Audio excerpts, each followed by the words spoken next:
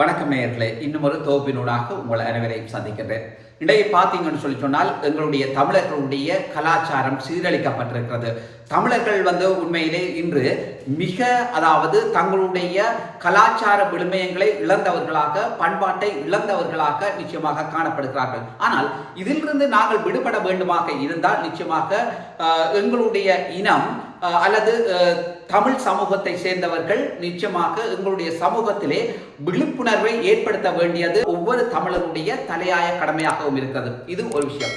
இன்னொரு விஷயம் என்று சொன்னால் இன்றைக்கு மதுபோதை பாவனை என்பது அதிகரித்து காணப்படுகிறது.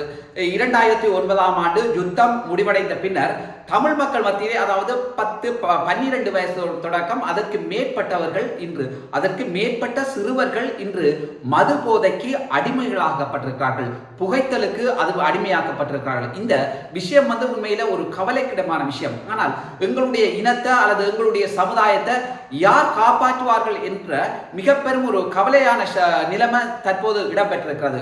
இதே நேரத்தில் கசிப்பு உற்பத்தி என்பது வடகிழக்கிலே மலிஞ்சு காணப்படுகிறது.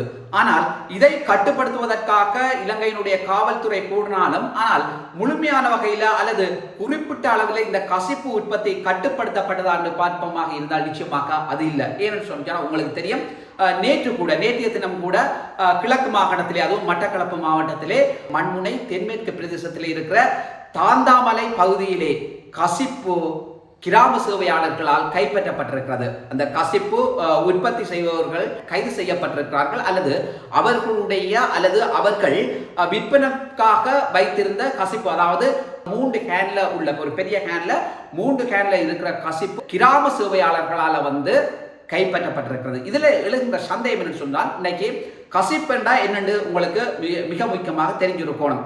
இன்னைக்கு சாராயத்தை குடிக்கிற வேற விஷயம், கசிப்பை குடிக்கிற விஷயம். இதுல சாராயத்துக்கும் கசிப்புக்கும் இடையில என்ன வித்தியாசம் இருக்குன்னு சொல்லிட்டோம்னா, இந்த கசிப்புக்கு ஏராளமான எங்களை உயிரை கொள்ற அல்லது அணுவாக எங்களை வேற இருக்கிற அல்லது கொள்றதுக்கான பதார்த்தங்கள் பாவிக்கப்படுது. உங்களுக்கு தெரியும், கசிப்புல ஜூரியா போடணும், அதே மாதிரி இந்த பழைய கம்பிகள் போடணும், பழைய பழங்களை போடணும், பழங்களை அது அடுத்த விஷயம். இப்படி தேவையற்ற பொருட்களை இந்த யூரியாக்களை போட்டு குடிச்சோம்னா என்ன நடக்கும்ன்ற இந்த விஷயத்தை பாருங்க.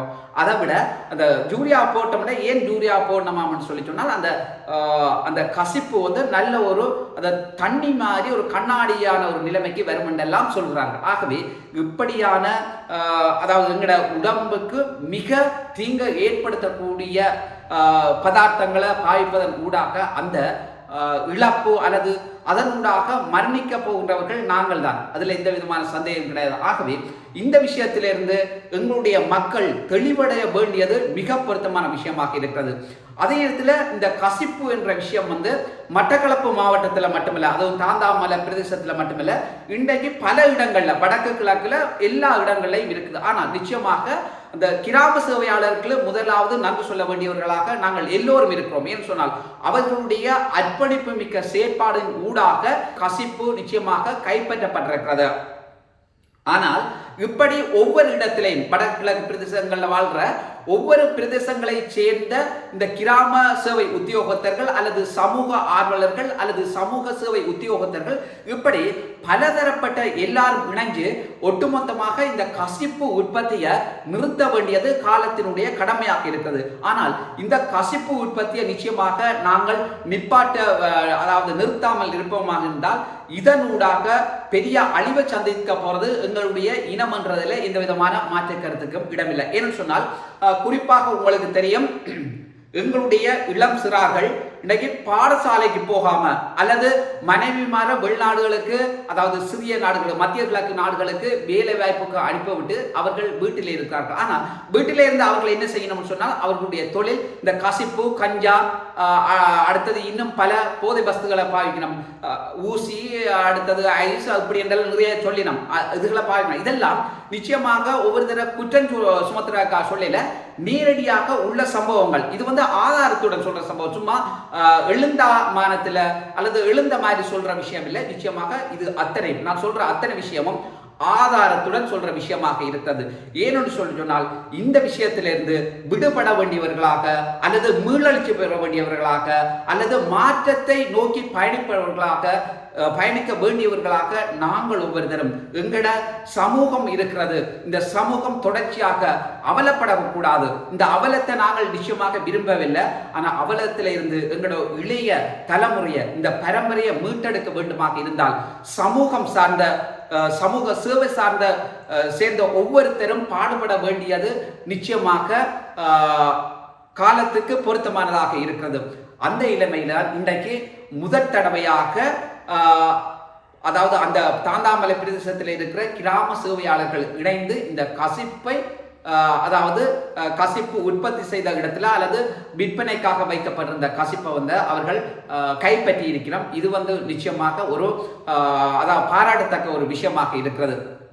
இருந்த போதிலும் இந்த கசிப்பு விற்கிறவையை தெரிஞ்சால் நிச்சயமாக அவர்கள் உடனடியாக போலீசாருக்கு அறிவிக்க வேண்டும். அதே நேரத்தில் கிராம சேவையாளர்கள், சமூக நலன் சார்ந்தவர்கள் அல்லது சமூகத்தில் ஒரு அக்கறை உள்ளவர்கள், அதே போன்று ஆர்டிஎஸ் தலைவர் இப்படியானவர்களுக்கு தொடர்பு கொண்டு அறிவிச்சு இப்படியான சம்பவங்களை நிறுத்த வேண்டியது மக்களுடைய பாரிய பங்காகவும் இருக்கிறது. இதே நேரத்தில் இந்த விஷயத்துல கிராம சேவை உத்தியோகத்தர்கள் எப்படி செயற்படுகிறார் அதுக்காக எல்லாரையும் சொல்லல, போலீசார் எப்படி செயற்படினும், சமூக சேவையாளர்கள் அல்லது சமூக சேவை உத்தியோகத்தர்கள் எப்படி சரியாக செயற்படினும் பார்த்தோம்.